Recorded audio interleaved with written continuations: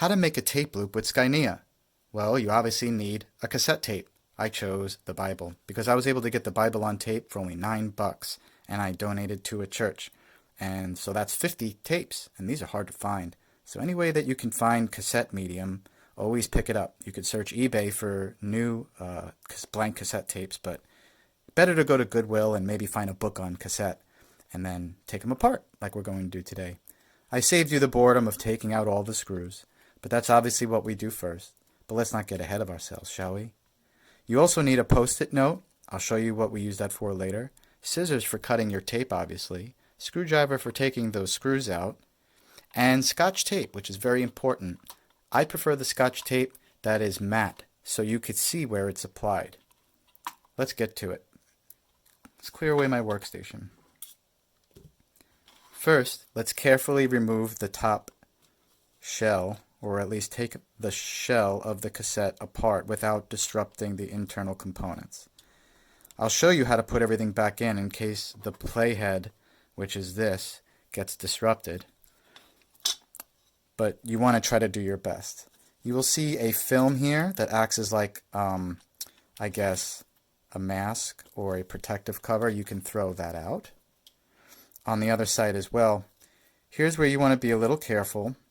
You're going to take the spindles of tape out without disturbing the winding and put that aside for now. You're going to remove the other protective film, and we're going to make note of the playhead. As you can see, it's off. So this is how you put it back.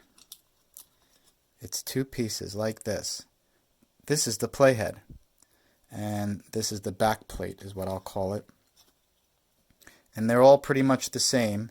You fit the back plate in first, and the felt tip is where the playback happens. And that vibration along the felt is picked up on that back plate. So simply feed that back on top of the back plate, and it should look something like that. So first we could take care of this, and some of them have this little piece that breaks off, and therefore you could just take that away. But this has a tendency to slide out. So stick that piece back in and put that aside somewhere safe. Now, we can use this as medium, and since it's the Bible on tape, I thought that that would render interesting artifact. But why don't we fast forward a little bit, shall we? I'm going to take a little bit off to get into the middle of a passage somewhere.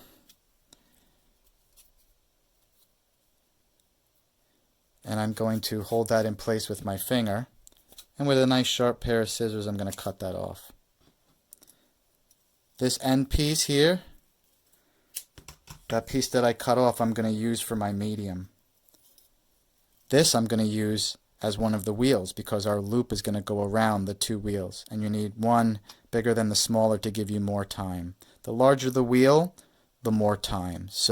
But you can't fit two this size or else they'll bump into each other, right? So you usually have one large one and one medium or small one, and you can explore different arrangements. Now's the tricky part.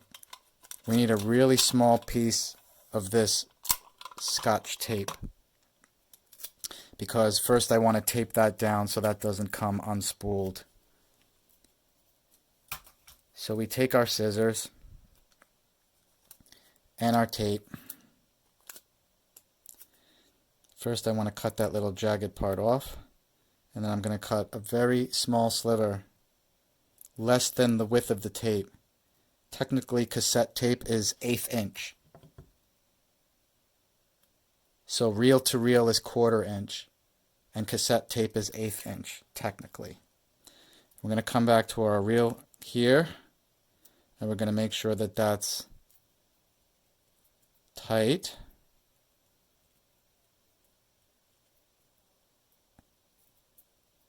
And what we're going to do is hold that down. I'm going to focus here for a second. I'm going to tape that down. Have a little overhang, but again, remember, anomalies are interesting. You just don't want the tape to get stuck. because this doesn't spin. It's actually the movement at the playhead that pulls the loop through. There's a wheel here that pulls it through. These are just as guides. Let's put that back. Let's take our other guy and put him back.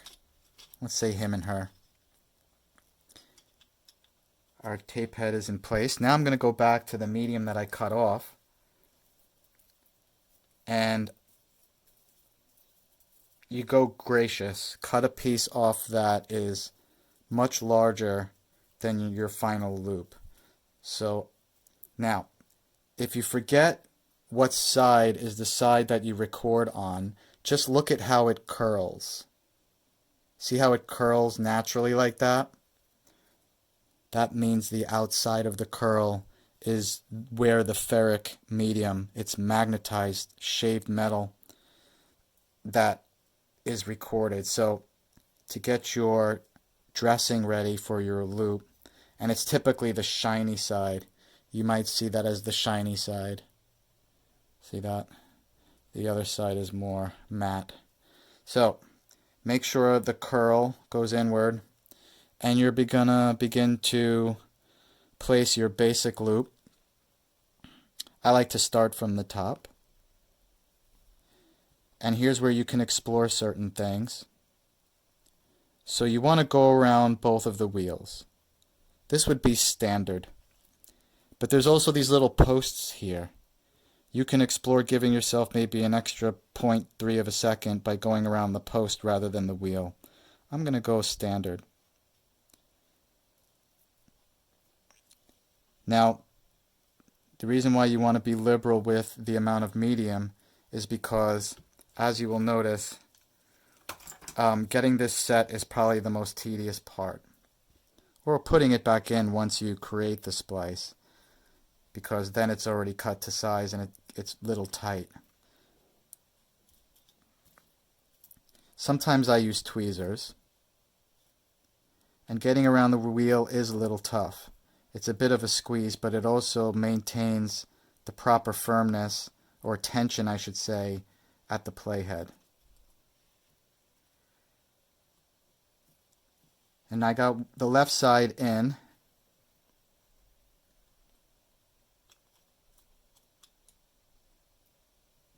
The left side is in, and you want the excess to come out of the playhead.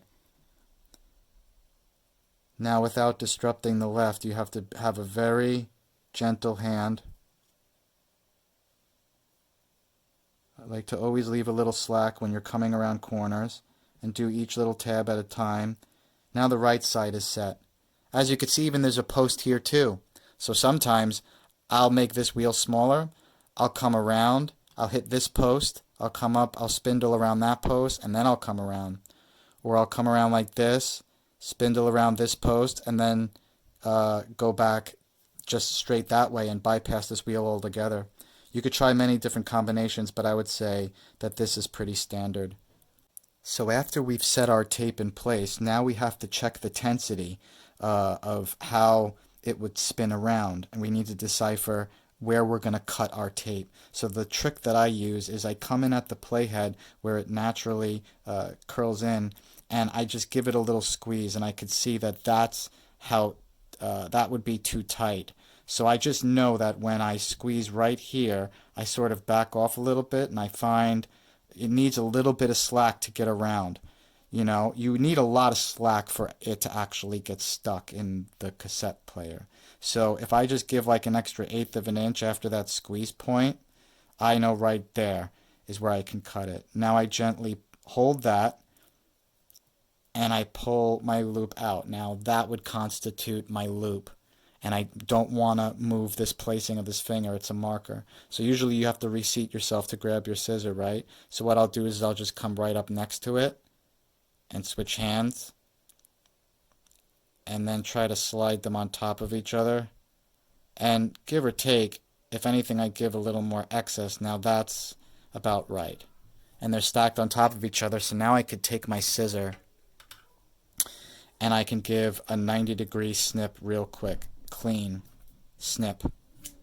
And it's a little off, But the reason why you want 90 degrees is because when they butt up against each other, you don't want there to be a gap. You want it, and you can't overlap either when you tape the back end, which is what we're going to do now. With professional slicers, it's actually a plate that has a 45-degree angle that you run a razor blade, so those 45 degrees fit in. But if you do on opposite ends, they end up being in opposition to each other, which you will see. So we put our medium aside. As you see, it has its natural curl, and this is what the post-it notes are for. So you take a post-it note, and what you're going to do is use the low tack of a post-it note to place your tape for splicing. And this is the other purpose for the Scotch tape, is you want to tape down your post-it note with the adhesive side face up. Again, on splicing blocks that you can buy if you can find them, they have a low tack type of adhesive. So this is what I use this for, and this is what's next. Now, even though this is low tack, it will damage the ferric material on the glossy side. Okay, so you have to be very careful. I don't even press, and I try not to use as much as possible, as little as possible. I mean, so here's the inside where we're going to tape, not the glossy side, but the inside. Lightly tack that down on the post-it note right there. Now here is the minutia. So as you could see, it wasn't a perfect 90-degree angle, but that's going to give us a little pop. And that's about as butt up against it as I can get. And now we leave that there. And we cut about the same piece of tape that we cut before, but this time to tape the splice, which resides at the inside of the tape, the non-ferric side. And with the scissor, you can do it right like that, where you don't really snip down, go really slow and cut close tight to the blade, and the tape will hang off the edge like that, so it doesn't fall over on the blade, and then you can just pick it up like that. So after you have your small piece of tape, you're going to very carefully, without going over the boundaries of the tape, you want to mount your splice. And here's the most important part. If you don't mind the distortion, that's cool, but just go very slowly when you pull this up, not to undo your splice either. And voila, that's our finished tape loop. Now we just hope and pray that it fits. Hope and pray is kind of fitting, working with the Bible here. And this is the finicky part. So one of the tricks I use is I take out one of the wheels. Remember, that little piece falls out. Take out one of the wheels so that you give yourself some slack. Get the hard part in, which is getting it into the playhead and wrapping it around the wheels. Start with the left, around the wheel, around the two tabs that look like teeth, over the playhead, through the next two tabs on the right that look like teeth. And see, because it's a loop and you don't have the ability to play around with the other end of it, that's why you need that other wheel out of there to give you some of the slack. And then you just slide it in after. But now we pop this guy in, just slide that in very gently. Boom. There's our tape loop. And you can see there's a little bit of give. And one way to check before you screw it back together is, remember, it has to touch this playhead. The playhead is going to come in and click play, and it's going to start pulling the tape through. So this is that 1/8 of an inch difference that you gave when you decided to make the cut, right? So, and it has to touch the back plate. So see, when I push in, see how it all kind of tightens up a little bit? That to me still, if I push it all the way in, it still has give. That would probably play excellent. So that's our finished tape loop. Now the last step is to complete the shell, making sure that you don't catch the tape. So a lot of times when I fit the shell back together, the tape will get crimped, so you have to kind of guide it along and make sure that it doesn't get stuck in between the teeth here. One of the helpful tips I do is when I put the top shell back on, I'll press in at the playhead to push the tape back because it's so close against those 4 tabs. Then simply put your screws back in, and voila! Let's see what it sounds like. And they began to inquire among themselves which of them it was that should do this thing. And they began to inquire among themselves which of them it was that should do this thing. And they began to inquire among themselves which of them should do this thing. And they began to inquire among themselves which of them it was that should do this thing. And they began to inquire among themselves which of them it was that should do this thing. And they began to inquire among themselves which of them it was that should do this thing. And they began to inquire among themselves which of them it was that should do this thing. And they began to inquire among themselves which of them it was that should do this thing.